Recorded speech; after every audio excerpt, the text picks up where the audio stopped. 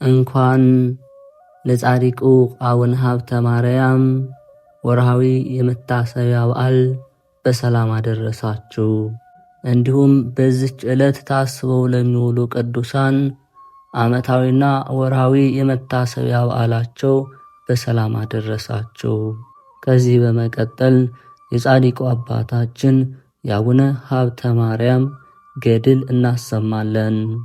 አብን በልብ ወልድን በቃል መንፈስ ቅዱስን በስትንፋስ መስለን ምንም ላጠይቁ አካል ሶስት ብንል በባህሪ በሕልውና አንድ አምላክ ብለን አምነን የአቡነ ሀብተ ማርያም ገድል እንጀምራለን።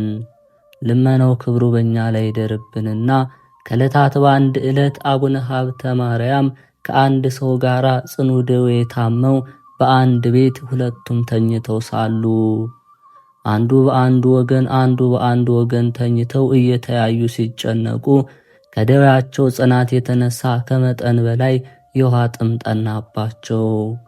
አብሮ የታመመው ሰውዬ እረዱን፣ በውሃ ጥም ስሞት አታይምን? ነፍሴ ከሥጋዬ ሳትለይ ጠጣ ዘንድ ለምን ውሃ አትሰጠኝም አለው። ተላላኪውም ውሃውን አምጥቶ ቢሰጠው ያ ሰው ሰውነቱ እስኪረካ ጠጥቶ ነፍሱን ከሞት አዳነው።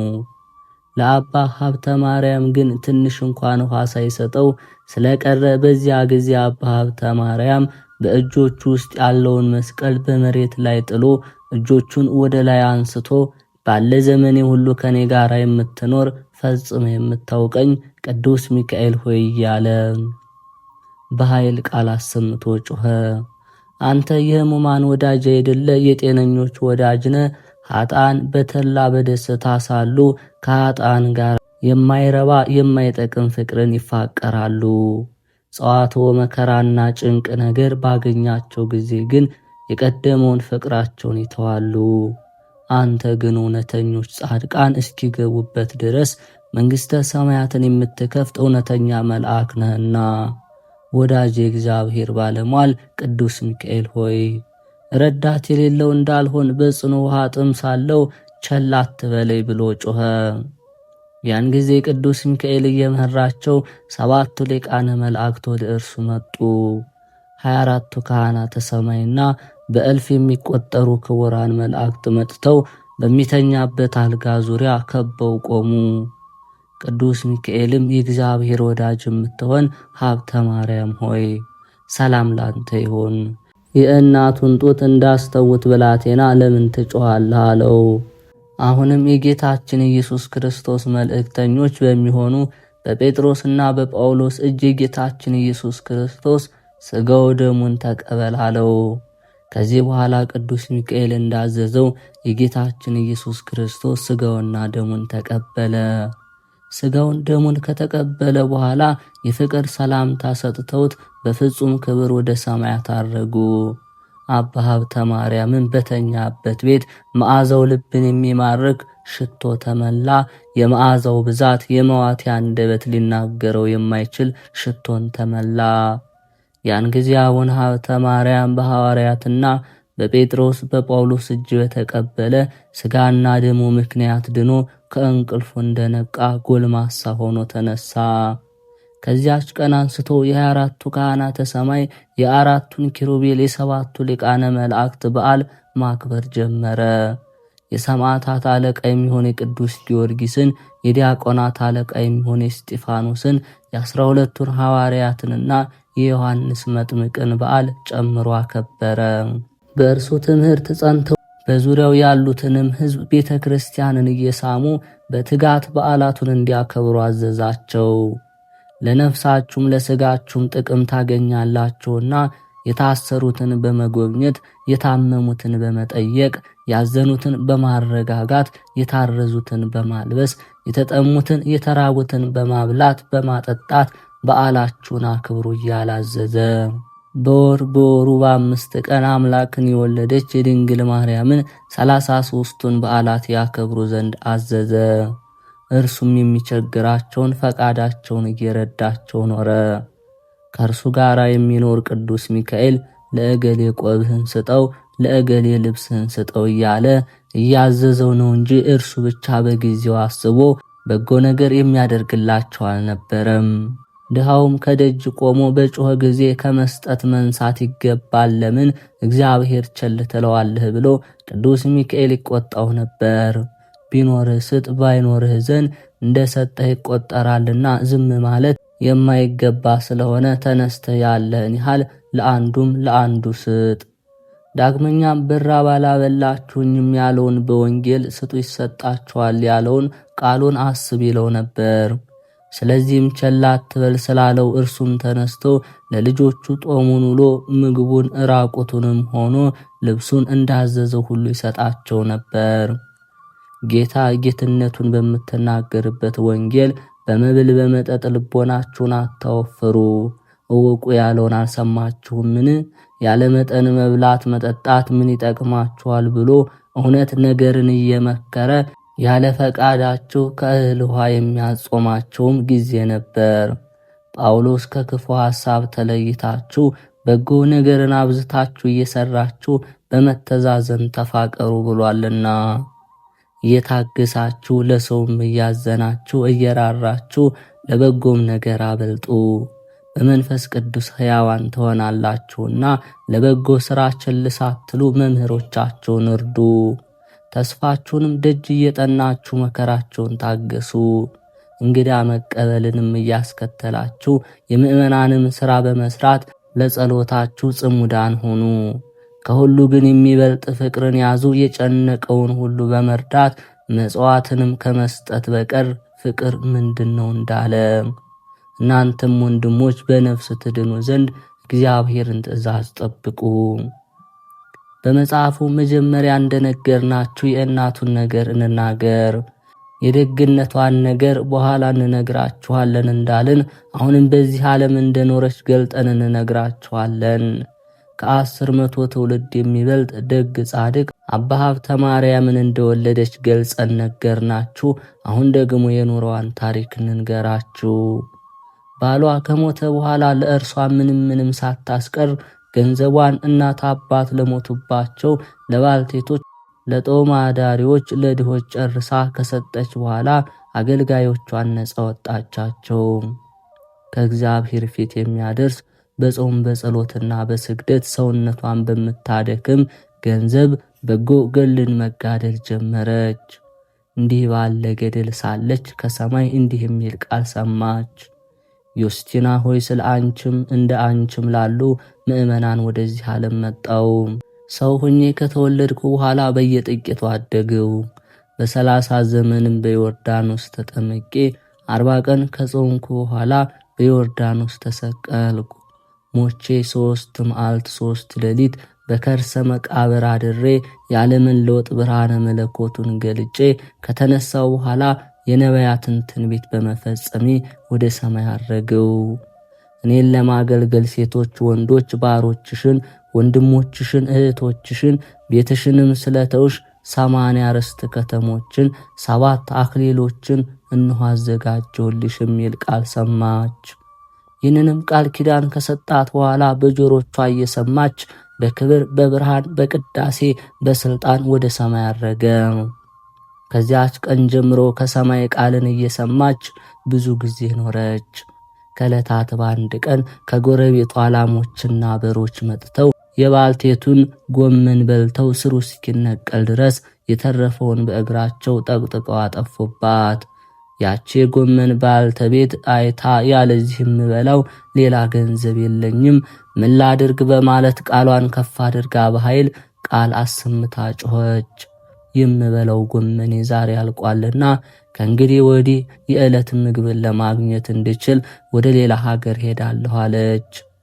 ያች ባልቴትም እንዲህ እያለች ስታለቅስ ዮስቲና ጌታ የምትበዩን ጎመን እንደ ቀድሞ የለመለመ ሆኖ ይበቅልልሻል፣ ዘወትር ከእርሱ ትበያለሽ፣ አይዞሽ አትዘኝ በያት ሲል ከሰማይ ቃልን ሰማች።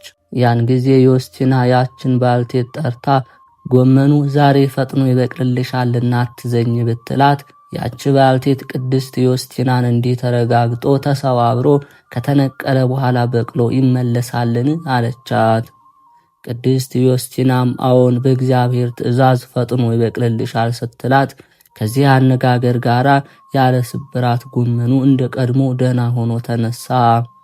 ይህን ተአምር አይታ ካደነቀች በኋላ ያቺ እመቤቴ ዮስቲና ሆይ ከእግዚአብሔር ሥልጣን አግኝተሻልና በአንቺ ጸሎት ከክፉ ነገር ሁሉ እንድድን አስቢኝ አለቻት። የቸርነቷን ነገር ሁሉ በማስከተል አብዝተን በተናገርን ነበር። ነገር ግን የጻድቁ አባታችን አቡነ ሀብተ ማርያም ሥራ ከደጊቱ ከቅድስት ዮስቲና ጋር አንድ ስለሆነ እንዳይበዛ በአጭሩ ተው ነው። ቅድስት ዮስቲናም ደጋጎች ሥራን ሰርታ ከፈጸመች በኋላ በፍቅር በአንድነት ባረፈች ጊዜ እግዚአብሔር አስቀድሞ ተስፋውን እንደነገራት 7ቱን የአክሊላት ሽልማት 80ውን ሀገራተ ገነት አወረሳት። ንዕድ ክብርት በምትሆን በቅድስት ዮስቲና ጸሎት እግዚአብሔር ለዘላለም ምሕረቱን ይስጠን፣ አሜን። አቡነ ሀብተ ማርያምም ወገቡን መውጊያ ባለው ሰንሰለት አስሮ ጀርባውን ባለንጋ እየገረፈ ፊቱን እየጸፋ ጽኑ እንባንም እያፈሰሰ በመጾም ቆሞ በመጸለይ ጸንቶ ኖረ። አስቀድመን እንደተናገርን ከባህር ላይ ቆሞ 500 ስግደትን ይሰግድ ነበር። እንዲህ ባለ ሥራ ጸንቶ ሳለ ከዕለታት በአንድ ቀን ሥጋው ደሙን ለመቀበል ወደ ቤተ ክርስቲያን ሄደ። በጴጥሮስና በጳውሎስ መጽሐፍ ተዘጋጅታችሁ ኑሩ ተብሎ እንደተነገረ የክርስቶስ ሥጋውና ደሙን ለመቀበል ተዘጋጅቶ በምስራቅ በኩል ቆሞ ሳለ ወንጌል በሚነበብበት ጊዜ ሲደርስ ያልተማረ ቄስ የክርስቶስ ጌትነቱን የምትናገር ወንጌልን ሲያነብ ወዮሴፍ ብእሲሃ ለማርያም ጻድቅ ውእቱ ሲል በሰማ ጊዜ አባታችን አቡነ ሀብተ ማርያም ከቄሱ አፍ ይህንን ንባብ ሲሰማ ደንግጦ ወንጌል ወደሚነበብበት ስፍራ ሄዶ የሚያነበውን ቄስ ገሰጸው። ወዮሴፍሃ ፈሃሪሃ ለማርያም ጻድቅ ውእቱ በል እንጂ ብእሲሃ አትበል ብሎ መከረው። ቄሱም አባ ሀብተ ማርያም እንዳዘዘው ከስህተት ወደ ቀና ንባቡ ተመለሰ። አባ ሀብተ ማርያምም ወንጌሉን አስነብቦ ከፈጸመ በኋላ በፊት ወደ ቆመበት ስፍራው ተመለሰ። ያን ጊዜ ጌታችን መድኃኒታችን ኢየሱስ ክርስቶስ ለአባ ሀብተ ማርያም ተገልጾ ሀብተ ማርያም ሆይ ወዮሴፍ ብእሲሃ ፈሃሪሃ ለማርያም ጻድቅ ውእቱ ያልከውን ወዳጅ አመሰግንሃለሁ። የእናቴን የማርያምን የድንግልናዋን ንጽሕና ስላከበርክ እኔም በመንግሥተ ሰማያት ፈጽሜ ያከብርሃለሁ። የደጋጎች ልጆች ከብራሉ ተብሎ እንደተጻፈ የእርሷ ክብር የእኔ ክብር አይደለምን? አለው። ወዳጆቼ አሁንም ጌታችን ኢየሱስ ክርስቶስ የእናቱን የድንግልናዋን ንጽሕና እንደምን ፈጽሞ ማክበርን እንደሚወድና አስተውል። የድንግልናዋን ንጽሕና የሚንቁትን የሚያቃልሉትን እንደምን ፈጽሞ አይንቀፋቸው። የመጽሐፍትን ቃል ቸል የሚሉትንስ መንግሥተ ሰማያት ከመግባት እንደምን አያርቃቸው። በወንጌል ያለውን ትርጓሜ ሳያውቁ ያልተካከለውን ንባብ ይዘው የሌላውን ልጆች የኢየሱስ ወንድሞች በማለት ለራሳቸው እንዲመች አድርገው ትርጓሜ አበጅተው የሚክዱትን እንደምን አይንቀፋቸው። አሁንም ዮሴፍ ብእሲሃ ለማርያም የሚሉትን ለያቸው እንጂ አትተዋቸው። እንዲል የሚል ጽሑፍን ብታገኝ እንዳይኖር እርሱን ፍቅህ ፈሃሪሃ ለማርያም የሚለውን ጻፍ ብሎ ካዘዘው በኋላ ጌታ ሰላምታ ሰጥቶት በክብር በብርሃን በቅዳሴ በስልጣን ወደ ሰማይ አረገ። አባ ሀብተ ማርያምም ከፈጣሪው ጋር ፊት ለፊት ቀርቦ በተነጋገረ ጊዜ ፊቱ በመንፈስ ቅዱስ ብሩህ ሆነ። ሙሴ ከፈጣሪው ጋር ፊት ለፊት በተነጋገረ ጊዜ በፊቱ ብርሃን እንደተመላለሰበት ከቤተ ክርስቲያን ሲወጣ ያዩት ሰዎች የፊቱ ብርሃንን አይተው መቅረቡን ፈርተው አደነቁ። የእስራኤል ወገኖች የሙሴን ፊት ገልጦ ማየት እንዳልተቻላቸው እንደዚሁ ሁሉ የአባ ሀብተ ማርያምን ፊት ገልጠው ማየት አልተቻላቸውም። እንደሚገባ እናቱ ድንግል ማርያምን ስላከበረለት ጌታችን ኢየሱስ ክርስቶስ በቸርነቱ ወዶ ፈጽሞ አክብሮታልና። አባ ሀብተ ማርያምን ፊቱ በሰው ፊት ብርሃን እንደተሳለበት ባወቀ ጊዜ ከበዓቱ ገብቶ አቤቱ ጌታ ኢየሱስ ክርስቶስ ሰውርልኝ እንጂ በሰው ፊት ክብሬን አትግለጥብኝ፣ በቸርነትህም አድነኝ ብሎ ጸለየ። እንዲህም ብሎ በጸለየ ጊዜ በእግዚአብሔር ፈቃድ የፊቱ መልክ ተለውጦ እንደ ቀድሞ ሆነ። ይህንን ያለው ከሰው ዘንድ ጥፉ ውዳሴ ከንቱ ነገርን ፈርቶ ነው። ከዕለታት በአንድ ዕለት እሑድ ቀን ከቤተ እግዚአብሔር ገብቶ ሥጋ ወደሙን ተቀብሎ ወደ ቤቱ ተመለሰ። እንዳስለመደ ቃሉን ከፍ አድርጎ ወንጌልን ሲያነብ ምራቁ ካፉ ወጥቶ ምድር ላይ ቢወድቅበት ደንግጦ ስለ ክብረ ቁርባን በመስቀሉ ምራቁን ከናፈሩ አንስቶ በአንድነት ጎረሰው፣ ተቀበለው። ያን ጊዜ ጌታችን መድኃኒታችን ኢየሱስ ክርስቶስ በሚያስደንቅ ግርማ ሆኖ ተገለጠለት። ሀብተ ማርያም ሆይ በአንድ ሰዓት ውስጥ 2 ኃጢአት ሠራህ አለው። አንዱ ሥጋ ወደሙን ከተቀበልክ በኋላ በድምፅ በመጮህ ወንጌልን ታነብ ዘንድ ማን አዘዘ? ሁለተኛ ለቄስ ሳትነግር የወደቀውን ምራቅ ካፈሩ ጋር አንስተ ትጎርስ ዘንድ ማን ግድ አለ? አሁንም ስለበደል ራስህ ለካህን አስመርምረ 1000 ስግደት ስገድ አለው። ጌታም ይህንን አዞት ተሰወረው። እርሱም በስንፍና ፈጣሬን አሳዘንኩት ብሎ ጽኑ ለቅሶንም እያለቀሰ ተነስቶ ከቄሱ ዘንድ ሄዶ የሰራውን ኃጢአት ሁሉ አስተካክሎ ለቄሱ ነገረው። ቄሱም አቡነ ሀብተ ማርያምን በደልህ ቀላል ነውና 3 ጊዜ ስገድ አለው። እርሱም እሽ ብሎ ጌታዬ 1000 ስገድ ብሎ 1000 ስግደት አዞኝ ነበር፣ ቄሱ አሳንሶ 3 ስግደት ሰጠኝ፣ ምን ላድርግ ብሎ እያዘነ ከነርሱ ተለይቶ ሄደ። ይህንንም ብሎ በሐዘን ራሱንም ማዘን ብሎ ሳለ ዳግመኛ ኢየሱስ ክርስቶስ ተገልጦ የቄሱን ቃል እንዳትተው ለራስህ ወቅ አለው።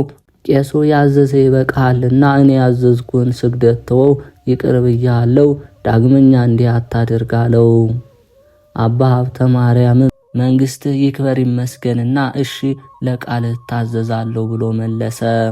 ከዚያች ቀን በኋላ ሥጋ ወደሙን ተቀብሎ እየፈራ እየራደ ተጠንቅቆ በተአቅቦ ይኖር ጀመር። ከበሮ እየመቱ እንዚራ እየነፉ ብዙ እንቢልታ ያደረጉ ሲጫወቱ አባ ሀብተ ማርያም ሰምቶ አባታችን አቡነ ሀብተ ማርያም ሰምቶ ይህ የምሰማው የዘፈን ጨዋታ ምንድነው ብሎ አብረው የሚኖሩት ልጆቹን ጠየቀ። ከሀገሩ ሰዎች የሚዘፍኑ አሉ አሉት። አባታችን አቡነ ሀብተ ማርያምም ሄዳችሁ ይህንን እግዚአብሔርን የሚያስቆጣ ሥራ ለምን ትሰራላችሁ? አሁንም ተው በሏቸው አሏቸው። መልእክተኞቹም ሄደው ቢነግሯቸው የአባታችን የአቡነ ሀብተ ማርያምን መልእክት ሰምተው በስንፍና ላይ ስንፍናን ጨመሩ። ወደ ቤቱም ፈጥነው ይሄዱ ዘንድ ሰይጣን አሰርቷቸዋልና እየደነፉ እየጮሁ አብዝተው ዘፈኑ። የአባታችን አቡነ ሀብተ ማርያምን ስሙን እየተሳደቡ እየዘፈኑ ከደጁ ስለደረሱ አባታችን አቡነ ሀብተ ማርያም አዘነ። ስለዚህ በፈጣሪው በእግዚአብሔር ትእዛዝ ተሰውሮ ወጥቶ ወደ ሌላይቱ ሀገር ሄደ። አባታችን አቡነ ሀብተ ማርያም ከዚያች ሀገር ወጥቶ ከሄደ በኋላ እነሆ የእግዚአብሔር መልአክ በቸነፈር ያጠፋቸው ዘንድ ታዞ የሀገሩን ሰዎች አጠፋቸው። ከዚያች ቀን አስቀድሞ እግዚአብሔር በሕልም ተገልጦ በምትጋደለው ገድል ላይ ምጽዋት መመጽወትን ውደድ አለው። ልገለጽልህ ከወደድ ቃል ለቃል እነጋገርሃለሁና 6ቱን ቃላት ወንጌል ለመፈጸም ምጽዋትን መጹት። አቡነ ሀብተ ማርያምም ከእንቅልፉ ነቅቶ እግዚአብሔር እንዳዘዘው አደረገ። በቸነፈር ደዌ ስለተያዘ ብቻውን በምድረ በዳ ወደሚኖረው ወደ አንድ በሽተኛ ሄደ። ከእርሱ ዘንድም በደረሰ ጊዜ የሚሻውን ሰጥቶ ወደ ቤቱ ተመለሰ። ጌታችንም እንዳዘዘው ዘወትር ይሰራ ነበር እንጂ በዚያች ቀን ብቻ ይህችን ቸርነት ብቻ ይሰራ አይደለም። በዚያች ቀን እየጸለየ ሲያመሰግን ዋለ። በመሸ ጊዜ ከሌሊቱ በ3 ሰዓት በቤቱ ውስጥ ሆኖ ሲጸልይ ድንገት እንደ ፀሐይ ያለ ብርሃን በራለት። ጌታችን ኢየሱስ ክርስቶስም የእሳት ክንፋቸው የሚያንቦገቡግ አእላፍ መላእክትን በዙሪያው እንደቆሙ ከእናቱ ከድንግል ማርያም ጋር ተገለጸለት። ያን ጊዜ ልቦናው እየተንቀጠቀጠ ነፍሱ ታወከች። ጌታችን ኢየሱስ ክርስቶስ ግን በቃሉ አጸናው። ለኔም ለአባ ሀብተ ማርያም በእግዚአብሔር ፊት እንዳሉ መላእክት ከነርሱ ጋር ቆም ዘንድ የእሳት ክንፍ ተሰጠኝ፣ በበረሩም ጊዜ ከነርሱ ጋር እበር ዘንድ። ወደ ታችም በወረዱ ጊዜ ከነርሱ ጋር ወርድ ዘንድ እንዲህ ባለ ሥራ ሳለው ከፍ ባለ ሰማይ የእሳት ጦር የያዘውን መልአክ ቆሞ አየሁ። በእሳቱ ጦር ላይም ከብዙ ጻር ጋር በሰይፍ ምላስ አንድ የተሰቀለ ሰው አየሁ። ይህንንም ሰው አንድ ጊዜ ወደ ታች የሚወርድበት ወደ ላይ የሚወጣበት ጊዜ አለ። ከኔ ጋር ያለውን መልአክ ይህ ሰው ምንድነው ብዬ ብጠይቀው፣ ይህ ሰው ወንድሙን በሐሰት የሚሳደብ፣ ባልሰራው ኃጢአት የሚያዋርድ፣ ክፉ ስም የሚያወጣ፣ ልዩ ልዩ ስድብ የሚያወራ ነው አለኝ። ጌታችን መድኃኔ ዓለም በፈለገ ጊዜ በግልጥ ታየኛለህ፣ ከዛሬ ጀምሮ ለዘላለም ካንተ አልሰወርም፣ የለመንከኝን ሁሉ አደርግልሃለሁ፣ ይህ ቃል ኪዳን ለዘላለሙ ይጽናልህ አለኝ። አሁንም ሂድ፣ መልእክተኛዬ ክቡር ሚካኤል የተሰወረውን ምስጢር ሁሉ ያሳይሃል አለኝ። ይህንን ቃል በተናገረ ጊዜ የመላእክት አለቃ ቅዱስ ሚካኤል ነጥቆ ወደ ምዕራብ ሀገር ወሰደኝ። በዚያም ልክ የሌለው የሚነድ የእሳት ባህር አየው። በውስጡም ብዙ ነፍሳት እየጮሁ ያለቅሱ ነበር። ከእነርሱም መካከል እየጮኸ ሌላው ቃል እኔን ጠርቶ እግዚአብሔር የሚያደርገውን የጠላቸውን ሰዎች ወደ እኔ እያመጣ የሚወዳቸውን ሰዎች ከኔ እያራቀ ያኖራቸዋል አለኝ። ይህንንም ቃል በሰማው ጊዜ ከኔ ጋር የነበረ መልአክም ምንም ቃል አትመልስ ብሎ ጠቀሰኝ። አብሮኝ የነበረው መልአክ ይህ ቃል የማን ነው? እነዚህስ በጣም የሚያለቅሱ እነማን ናቸው አልኩት። አብሮኝ ያለ መልአክም ይህ ቃል የሲኦል ነው፣ እነዚህም በመካከሉ የሚጮኹት ኃጥአን ናቸው አለኝ። እኔም ከነዚህ ብዙ ነፍሳት መካከል እገሌና እገሌ የሚባሉ አሉን ብዬ ጠየቅኩት። መልአኩም አዎ አሉ። እኔም እንግዲያውስ ከነዚህ ሰዎች አውጣልኝ፣ አንድ ሰው ስለ እነርሱ በጸሎት አትርሳቸው ብሎ አማጽኖኛልና አለኝ። አማጽኖኛልና አልኩት። አብሮኝም የነበረ መልአክ ይህ ስልጣን የኔ አይደለም የጌታዬ የእግዚአብሔር ስልጣን ነው እንጂ አለኝ። ያን ጊዜ ከመንበረ ጸባዖት ሀብተ ማርያም ሆይ ምሬልሃለሁ የሚል ቃል መጣ። እኔም ደስ አለኝ። ይህንንም ቃል ይህ ከኔ ጋር የነበረው መልአክ በሰማ ጊዜ በሲኦል መካከል ወርዶ ነበልባለ እሳቱን በክንፎቹ መታው። እነዚያ ያልኩትን በፈቃድ እግዚአብሔር የተማረኩልኝን ነፍሳት አወጣና ወስዶ በተድላ ገነት አገባቸው። በዚህ ጊዜ ዲያብሎስ በሲኦል መካከል በእሳት ሰንሰለት ታስሮ በባህረ እሳት ወዲያና ወዲህ ሲመላለስ አየሁት። ይህንንም በአንክሮ ስመለከት ሳለው ያ ይመራኝ የነበረ መልአክ ወደ ሌላ መንገዱን እጅግ ጠባብ ወደሆነ ቦታ ወሰደኝ። በመካከሉም እጅግ ረጅም የሆነ ጥልቀቱ ልኩ የማይታወቅ ገደል አሳየኝ። በዚያም በአንዱ ወገን ገደል፣ በአንዱ ወገን የሚንቦለቦል እሳት የተከበበ ጥቁር ባህርን አየው። ግሩም የሆነ መጠን የሌለው የገደሉን ጥልቀት አይቼ እጅግ ደነገጠው። ከኔ ጋር ያለውን መልአክ ይህ ምንድነው ብዬ ብጠይቀው፣ መልአኩም ሕገ እግዚአብሔርን ለዘነጉ ሰዎች ማደሪያ የሚሆን ገሃነም ነው አለኝ። ነገር ግን እስካሁን በውስጡ የገባ የለም። ጌታ ንዑ ሀቤ ሁሩ ምኔ ብሎ ከፈረደ በኋላ ሞትንና ሲኦልን ባሳለፈ ጊዜ ኃጥአንን ወደዚህ ያገቧቸዋል አለኝ።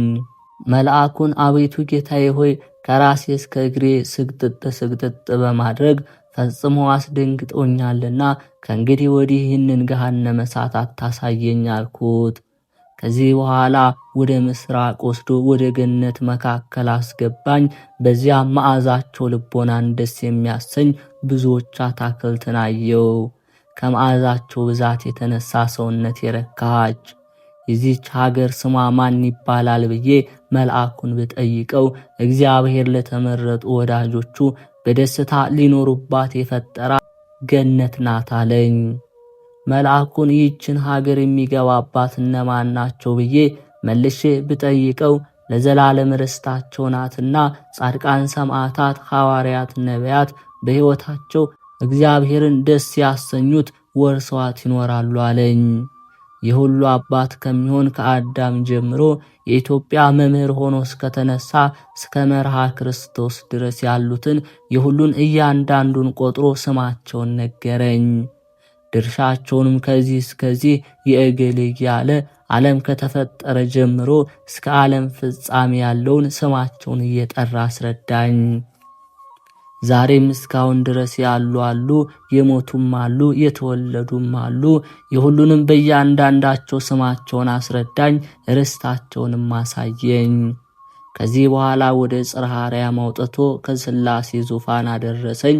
ከዚህ በኋላ ነፍስህ በሥልጣኑ ተይዛለች፣ ለእግዚአብሔር ስገድ አለኝ። ያን ጊዜ ከዚህ አስቀድሞ እኔ በምድር ሆኜ በማላውቀው ምስጋና እያመሰገንኩ በባለሟልነት ካሉ መላእክትም ጋር አንድ ሆንኩ። ከዚህ በኋላ ዓይንን የተመሉ አራቱን ኪሩቤል መንበሩን እንደተሸከሙ ቆመው አየሁ። ሁለንተናቸው እሳት የሚሆኑ እሊህም ወደ ኋላም ወደ ፊትም ወደ ግራም ወደ ቀኝም መንፈሰ እግዚአብሔር እየመራቸው የሚሄዱ ናቸው። ከእነርሱም ዘንድ ሀብተ ማርያም ሆይ የጻድቃን የመላእክትን ቦታ ስትጎበኝ የእኛን አዳራሽ ለምን አትጎበኝም? የሚል ቃል ከእነርሱ ወደ እኔ መጣ። ይህንንም ቃል ስሰማ ብዙዎች ጻድቃን አምጥተው ከእግዚአብሔር ፊት አቆሟቸው። ከእነዚያም አንዱ ከጌታ አጠገብ መቆሙን እኔ ቀድማለሁ አለኝ። እኔም በምን ምክንያት በጌታ ፊት ለመቆም አንተ ትቀድማለህ አልኩት። እርሱም በእኔ ላይ የገድሉን ጽናትና የገድሉን ብዛት ይናገር ጀመር። እኔም እግዚአብሔር ከእናት ማኅፀን ጀምሬ መረጥኩ ብሎ ስላከበሬ ነው እንጂ እኔ ኃጢአተኛ ሰው ነኝ ብዬ መለስኩለት። እንደ ነቢዩ እንደ ኤርምያስ የመንፈስ ቅዱስ ማደሪያ ያደረገው በእናቴ ማርያም ንጽሕና አቆምኩ ቢለኝ ነው እንጂ። በዚህ በፈጣሪ ቃል እኔ እቀድማለሁ አልኩት። ያን ጊዜ ከኔ ፊት በመቆም ሀብተ ማርያም ይቀድማል የሚል ከእግዚአብሔር አንደበት ቃል ተነገረ። በዚያን ጊዜ በመንግስቱ የዘላለም መንግስት ለሚሆን ለእግዚአብሔር ፍጹም ምስጋናን አቀረብኩ። ደግሞ ከዚህ ሌላ ከእግዚአብሔር ፊት በመቆም እኔ ቀድመዋለሁ የሚል ሰው መጥቶ ተከራከረኝ። ለዚህም ቃል ሳልመልስለት ይህ ሰው ቀድሞ ይቁም የሚል ከዙፋኑ ፊት ወደ እኔ መጥቶ ተነገረ። ጌታችንም እንዳዘዘ ያ ሰው በፊቴ ሲቆም እኔ በኋላው ቆምኩ። ልዑል እግዚአብሔርም የሰው ልጅ መናገር የማይችለውን ግሩም ነገርን ተናገረ። እኔም ይህንን ነገር ጠይቄ ከተረዳው በኋላ ሳልገልጥ በልቦናዬ ሰውሬ ኖርኩ። ከዚህ በኋላ ሰይጣን መጥቶ በእግዚአብሔር ፊት ቆመና አቤቱ ጌታዬ በሀብተ ማርያም መከራ ጸናበት ዘንድ ፍቀድልኝ ብሎ ጮሆ ተናገረ። እንደ ኢዮብ ብዙ መከራ ሳይቀበል እንደ አብርሃም ጽኑ ሐዘን ሳይታገስ በከንቱ ተወደዋለህና ብሎ ተካሰሰ። ጸዋትወ መከራውን ከተቀበለ በኋላ ይሰድብሃልና ብሎ ጌታዬ መከራ መጣበት ዘንድ ፍቀድልኝ ሲል ሰምቼ ፈጥኖ የተቀበለ መሰለኝ። ስለዚህም እንባዬ በጉንጬ እስኪፈስ ድረስ ብዙውን አለቀሰው። ፈጣሪን የሐሰት ምስክር ተነስቶብኛልና ሰውነቴን መከራ ለሚያጸናባት አሳልፈ አትስጣት ብዬ ለመንኩት። ሰይጣንማ መከራ ጸናበት ዘንድ ፍቀድልኝ እንጂ አቤቱ ሥራ እንደፈታ ይቀር ዘንድ አትተው ብሎ አዘነ። በመከራ ከተፈተነ በኋላ በደግነቱ ጸንቶ ከተገኘ በእውነት ደግ እንደሆነ በዚህ አውቃለሁ አለ። እግዚአብሔር ግን በሰይጣን ላይ ተቆጥቶ በነፍሱም በሥጋውም መከራ ታጸናበት ዘንድ አልፈቅድም አለው። እኔ ከእናቱ ማኅፀን ጀምሬ መርጬዋለሁና በንጽሕና ጽድቼዋለሁ፣ ኃጢአት እንዳይሠራም ዘወትር ጠብቀዋለሁ። በእርሱ ላይ ማሰልጠንስ ይቅርና በሀብተ ማርያም ጸሎት በተማጸኔ ሁሉ ላይ እንኳ አላሰለጥንህም አለው። ሰይጣንም ይህንን ቃል ሰምቶ አፈረ። እኔም ለወገኖች ኃይልን ጽንዕን የሚሰጥ እግዚአብሔር እየሰገደው ክብር ምስጋና የሚገባው እርሱን አመሰገንኩት አለ። እንዲህ ባለ ሥራ ሳለው መልካቸው እጅግ የሚያበራ ልብሳቸው እንደ መብረቅ የሚያንጸባርቅ ሰውነታቸው እንደ መረግድ የሚያሸበርቅ 9 ክቡራን ሰዎች ወደ እኔ መጡ። በመካከላቸው ያለ ከእነርሱ አንዱ ግን አስቀድሜ ካየኋቸው ቅዱሳን ሁሉ በክብር የተለየ ፍጹም ነው። ክቡራን በሚሆኑ በሰዎች ግን ትጉሃን በሚሆኑ በመላእክትም ዘንድ እርሱን የሚመስል አላየሁም። ምሳሌ የሌለው የልብሱን ኅብር ጠይቅ ዘንድ በእግዚአብሔር ፈቃድ ከእነርሱ ዘንድ ቀረብኩ። የልብሱን ሥራ የእሳቱንም ላንቃ የከበበው መልኩ ነጭ የሆነ የሚያስደንቅ ዕጹብ ነገርንም አየው። በየመካከሉም በቅድምና ለነበረ ለአብ፣ በቅድምና ለነበረ ለወልድ፣ በቅድምና ለነበረ ለመንፈስ ቅዱስ ምስጋና ይገባዋል እያለ ልብሱ በሰው አንደበት ያመሰግናል። መልኩ ከሚያበራ ፀሐይ እግር ይልቅ 7 እጅ እያንጸባረቀ ዘወትር ሲናገር ሕይወት ያለው ሰው ይመስላል። አብሮኝ ያለውን መልአክ ይህንን ያህል ብርሃን የሚከበው ይህ ሰው ማን ነው ብዬ ብጠይቀው አባትህ ተክለ ሃይማኖት ነው አለኝ። እሊህ ከእርሱ ጋር የቆሙት ምዕመናንን የሚጠብቁ 8ቱ መምህራን ናቸው። አባ ኤልሳ፣ አባ ፊልጶስ፣ አባ ሕዝቅያስ፣ አባ ቴዎድሮስ፣ አባ ዮሐንስ፣ አባ ዮሐንስ ከማ፣ አባ እንድርያስ፣ አባ መርሃ ክርስቶስ ናቸው። ከነርሱ በኋላ ተሹሞ በመንበሩ የተቀመጡልህ ናቸው።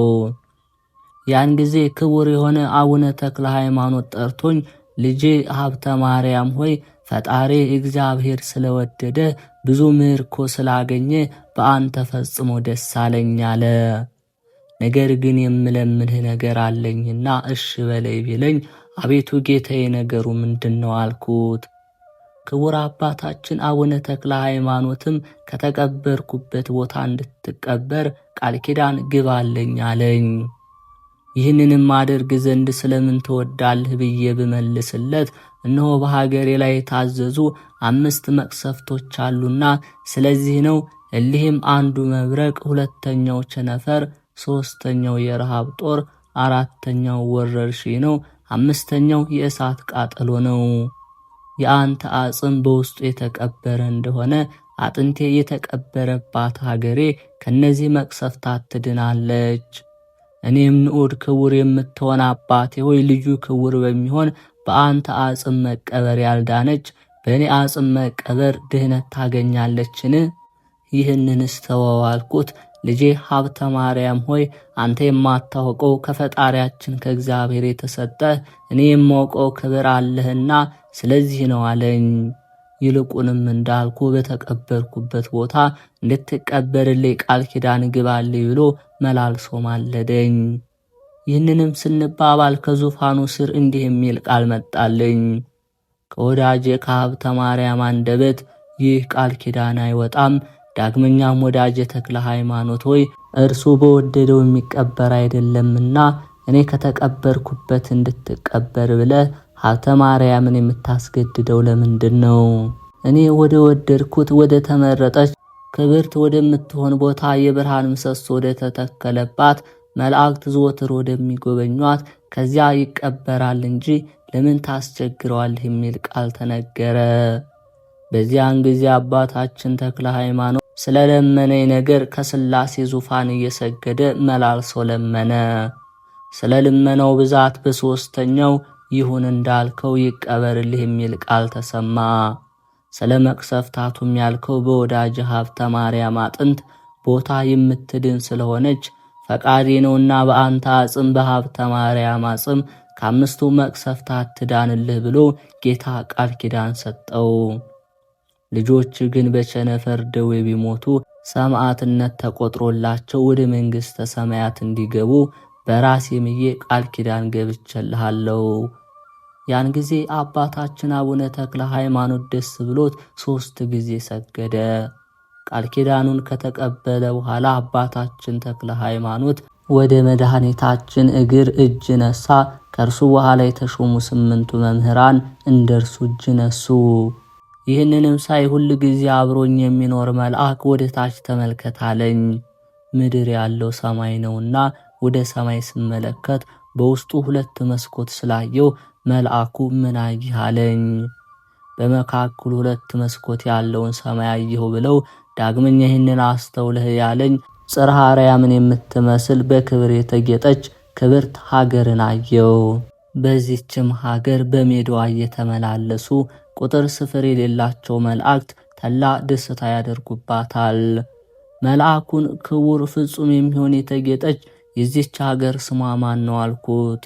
በውስጧ ለመኖር እጅጉን ወድጃታለሁና መልአኩም ይችን አገር የአባቴ ተክለ ሃይማኖት አጽም ያረፈባት ደብረ ሊባኖስ ናት አለኝ። የብዙ አባት ከሚሆን ከተክለ ሃይማኖት ጋር በክብር እስክትነሳ ድረስ በውስጧ ትቀበርባት ዘንድ ለአንተም ተሰጥታለችና ደስ ይበልህ የምስራች አለኝ። ያን ጊዜ እንዲቀበርባት ይችን በክብር የተጌጠች ሀገር ስለሰጠኝ ለአብ ለወልድ ለመንፈስ ቅዱስ ምስጋና ይገባል እያልኩ ፍጹም ደስታ ተሞልቼ ፈጣሪን አመሰገንኩት። ከዚያም ወደ ሌላ በር በወሰደ ጊዜ በውስጧ እንደ ቀድሞ በፍጹም ክቡር የከበረች ሌላ ሀገር አየው። መላእክቶቿም እጅግ የተመሰገኑ ናቸው። አሁንም መልአኩን ይች ሀገር ማን ትባላለች ብዬ ብጠይቀው ኢየሩሳሌም የምትባል የጌታችን መቃብር ናት አለኝ። አስቀድሜ ካየኋት አሁንም ከማያት በክብር ማናቸው ይበልጣሉ ብዬ ብጠይቀው በጌታችን በኢየሱስ ክርስቶስ በመስቀሉ የታተመች በደሙ የከበረች ኢየሩሳሌም ትበልጣለች አለኝ። ደብረ ሊባኖስም በሥራ ሁሉ የከበረች የተመረጠች ስለሆነች እግዚአብሔር እጅጉን ይወዳታልና ለአባታችን ለተክለ ሃይማኖት እንደ ኢየሩሳሌም እንድትሆንለት ቃል ኪዳን ስለሰጠው የከበረች ናት አለኝ። ስለ እሷም በውስጡ የሚኖሩ ልጆቿ በሕይወት ሳሉ የመጣባቸውን መከራ ጸዋትወ መከራን በትዕግሥት ቢቀበሉት መንግሥተ ሰማያትን እንዲወርሱ ድንቅ ነገር የሚሆን ከጌታ ቃል ሲነገር ሰማው። እሊህንም ከዮሐንስ መጥምቅ በቀር በክብር የሚበልጣቸው የለም። ይህ መሆኑ በቦታቸው መመረጥ ምክንያት ነው እንጂ በገድላቸው ብዛት አይደለም። መልአኩን በውስጡ አኖር ዘንድ ልሂድን ብዬ ብጠይቀው ጊዜው ገና ነው፣ የፈጣሪ ፈቃድ እስኪሆን ደጅ ጥናለኝ። ከዚህ በኋላ አንዲቱ ከአንዲቱ በክብር የሚበላለጡ ሌሎች ብዙዎች ገዳማትን አሳየኝ። ስማቸውን ለማወቅ እሊህ ገዳማት ማን ማን ይባላሉ ብዬ ብጠይቀው የጌታ መቃብር ከምትሆን ከኢየሩሳሌም ጀምሮ እስካረገባት እስከ ደብረ ዘይት ድረስ ያሉትን እያንዳንዳቸውን ስማቸውን ለይቶ ነገረኝ። ከጻድቁ አባታችን ከአቡነ ሀብተ ማርያም በረከት ረድኤቱን ያሳትፈን በእውነት። ጥር 26 የዕለቱ ስንክሳር። አንድ አምላክ በሆነ በአብ በወልድ በመንፈስ ቅዱስ ስም ጥር 26 በዝች ቀን የጻድቅ አርቃዲዮስ ልጅ በሆነ በጻድቁ ቴዎዶሲዮስ ዘመነ መንግሥት 49 የሆኑ የከበሩ አረጋውያን መነኮሳት ከንጉሥ መልእክተኛ ከልጁም ጋር በሰማዕትነት ሞቱ። የሰማዕትነታቸው ምክንያት ቴዎዶሲዮስ ልጅ አልነበረውም። በአስቄጥስ ገዳም ወደሚኖሩ አረጋውያን መነኮሳት ልጅን ይሰጠው ዘንድ ወደ እግዚአብሔር እንዲማልዱለት እየለመናቸው መላእክትን ላከ። ከውስጣቸውም ስሙ ቢስዱራ የሚባል አንድ ታላቅ አረጋዊ አለ። እርሱም ወደ ንጉሥ እንዲህ ብሎ ጻፈ። ካንተ በኋላ ከሚነሱ መናፍቃን ጋር አንድ እንዳይሆን ልጅን ይሰጥህ ዘንድ እግዚአብሔር አልወደደም። መልእክቱን ባነበበ ጊዜ ንጉሡ ደስ ብሎት እግዚአብሔርን አመሰገነው፣ ሐሳቡንም አሳረፈ። ዳግመኛም ግብዞች ሰዎች ሌላ ሚስት አግብቶ ከእርሱ በኋላ በዙፋኑ የሚቀመጥ ልጅን ይወልድ ዘንድ መከሩት። በእርሱም የትሩፋታቸው ዜና በዓለም ዳርቻ ሁሉ ደርሷልና በአስቄጥስ ገዳም ከሚኖሩ ከቅዱሳን አረጋውያን ትእዛዝ በቀር ምን አላደርግም ሲል መለሰላቸው። ስለዚህም አረጋውያንን ይጠይቅ ዘንድ ንጉሥ መልእክተኛውን ዳግመኛ ላከ። ለንጉሥም መልእክተኛ ልጅ ነበረው። ልጁም በረከታቸውን ይቀበል ዘንድ ከእርሱ ጋር ወደ አረጋውያን እንዲወስደው አባቱን ለመነው። መልእክተኛውም ከልጁ ጋር ወደ አረጋውያን በደረሰ ጊዜ የንጉሡን ደብዳቤ ሰጣቸው። እነርሱም አነበቧት። ያን ጊዜ ግን አባ ቢስዱራ ስለሞተ አልተገኘም። አረጋውያንም የንጉሡን መልእክተኛ የአባ ቢስዱራ ሥጋ ወዳለበት ወሰዱትና ደረሱት። ሥጋውንም አባታችን ሆይ እነሆ የንጉሥ መልእክት ወደ እኛ ደረሰ፣ እኛም የምንመለስበትን አናውቅም አሉት። በዚያን ጊዜ አረጋዊ አባ ቢስዱራ ተነስቶ እግዚአብሔር ልጅን ሊሰጥ አልፈቀደም አላልኩህምን? አለ። ይህንንም አሉት ለንጉሱም አሁንም ከአላውያን ጋር አንድ ሆኖ እንዳይረክስ ሌሎች ሴቶችንም ቢያገባ ልጅን አይሰጠውም። ይህንንም ተናግሮ ተመልሶ ተኛ።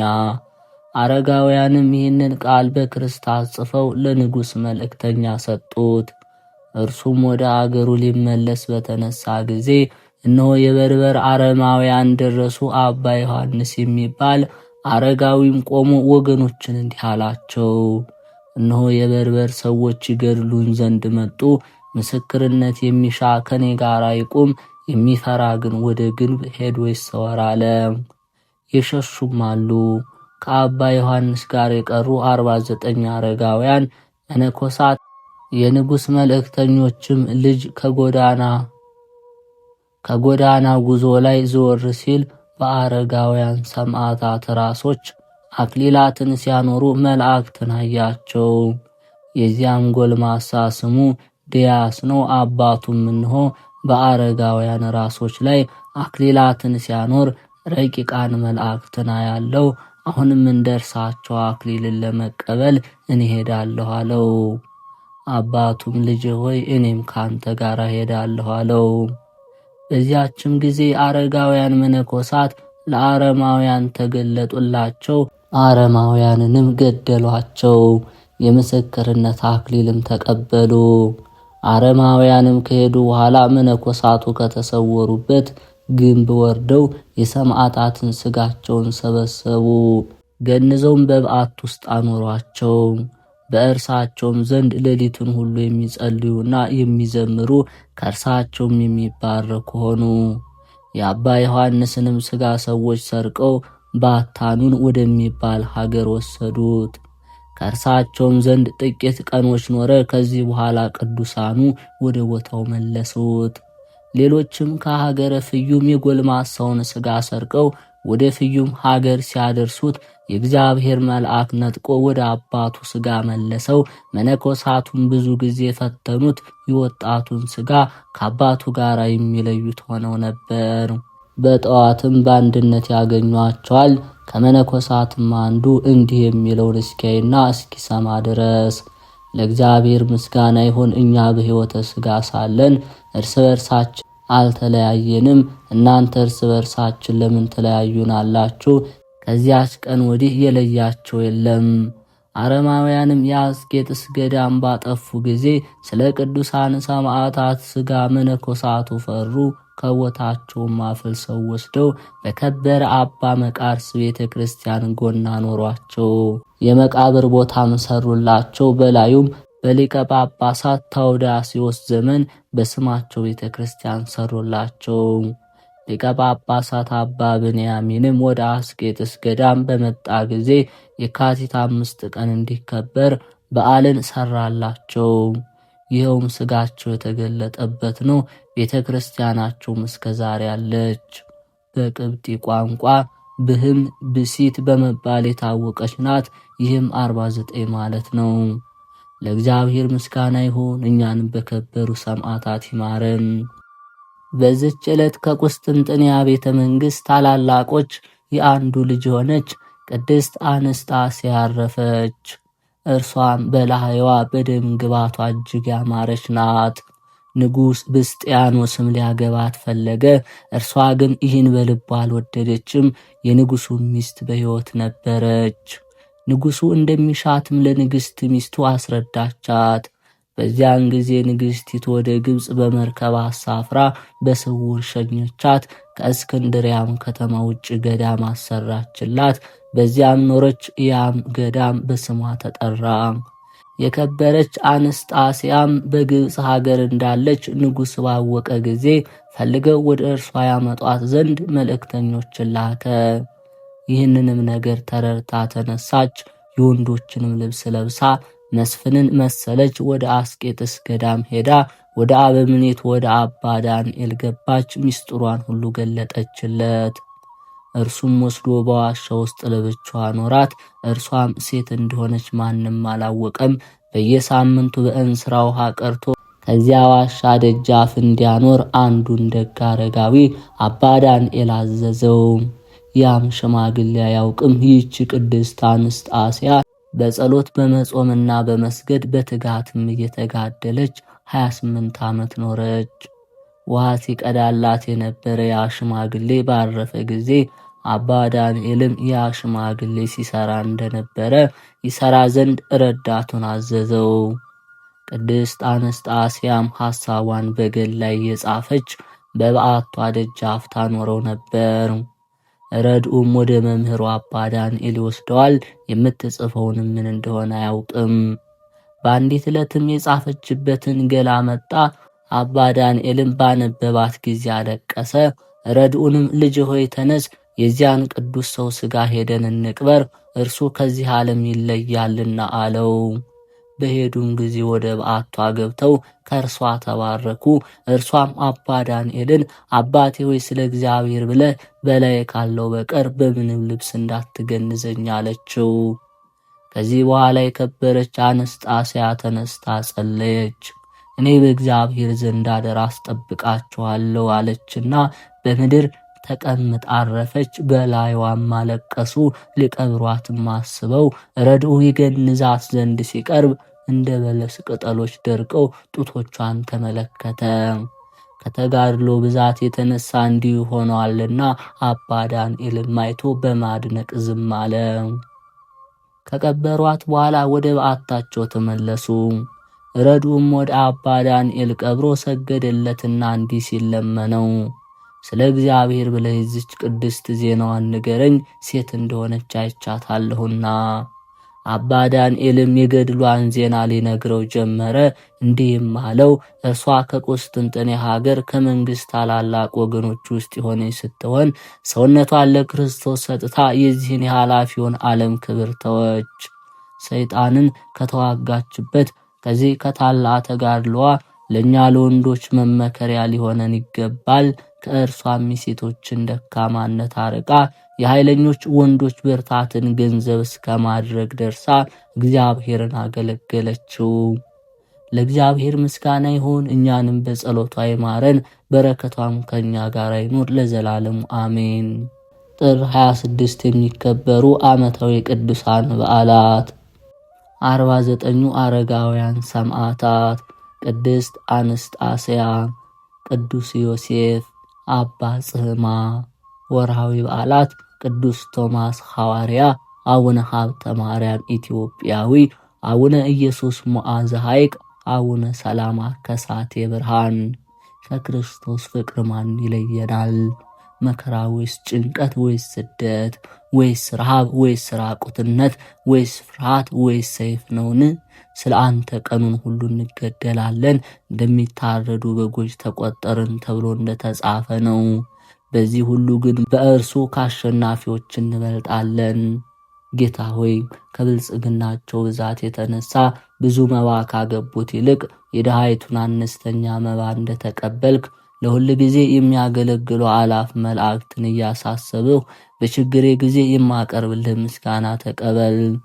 እናንተም ቅዱሳን ነቢያት፣ የወንጌል ሰባኪያን ሐዋርያት፣ ሰማዕታትና ጻድቃን፣ ትጉሃን መላእክት፣ ፍዩማን ደናግል፣ እንዲሁም ደጋጎች መነኮሳት ሆይ ልጅ አዋቂ ሳይለይ የምንሰባሰብበትን ጉባኤ ቦታ አባርኩ።